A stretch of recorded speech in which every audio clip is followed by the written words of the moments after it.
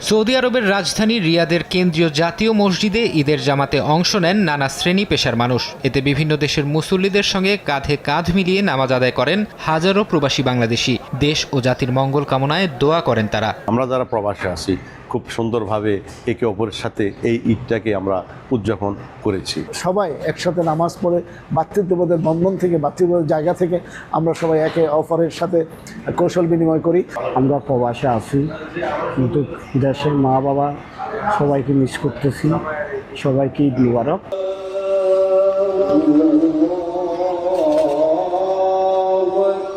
যুদ্ধবিরতির চুক্তি নিয়ে অনিশ্চয়তার মধ্যেই জেরুজালেমে যথাযোগ্য মর্যাদায় ঈদ উল ফিতরের নামাজ অনুষ্ঠিত হয় পবিত্র আল আকসা মসজিদে। এতে অংশ নেন কয়েক হাজার ফিলিস্তিনি। যুদ্ধবিধ্বস্ত গাজাবাসীও ধ্বংসস্তূপের মাঝে নামাজ আদায় করেন।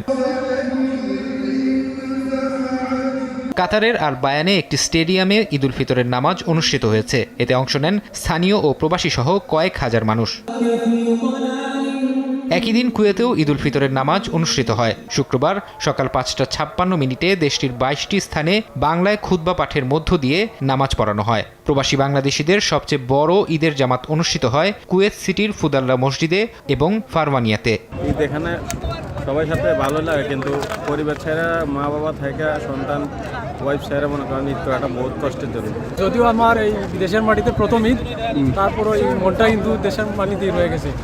যাই হোক, কিছু করার নেই। আর সম্ভব হলে আগামী ঈদ অবশ্যই দেশের মাটিতে পরিবারের সাথে করবো। সারা বছর ব্যস্ত থাকে বিভিন্ন কাজে। আজকে ঈদের আনন্দের দিনে বাংলাদেশ হাউসে সবাই আসছেন, সবার সাথে দেখা হচ্ছে, ছুটির আমেজে সবাই একসাথে মিলিত হচ্ছে। এটা বিশাল আনন্দের দিন এবং আমি আশা করি এর মাধ্যমে আমাদের বন্ডিংটা আরও দৃঢ় হবে। ইরান, সংযুক্ত আরব আমিরাত সহ মধ্যপ্রাচ্যের বিভিন্ন দেশে নানা আয়োজনে ঈদ উদযাপিত হয়েছে। মালদ্বীপে যথাযোগ্য মর্যাদা ও ধর্মীয় ভাবগাম্ভীর্যের মধ্য দিয়ে পালিত হয়েছে পবিত্র ঈদ উল ফিতর। রাজধানী মালে সহ এর আশপাশের শহরগুলোর মসজিদ ও ঈদগাহে বৃষ্টি উপেক্ষা করেও জামাতে নামাজ আদায় করেন প্রবাসী বাংলাদেশি সহ হাজারো মানুষ। ঈদ জামাতে অংশ নিয়েছেন প্রেসিডেন্ট ডক্টর মোহাম্মদ মুইজো। সবার সাথে আজকে দেখা হয়েছে, খুব ভালো লাগছে, আনন্দ লাগছে।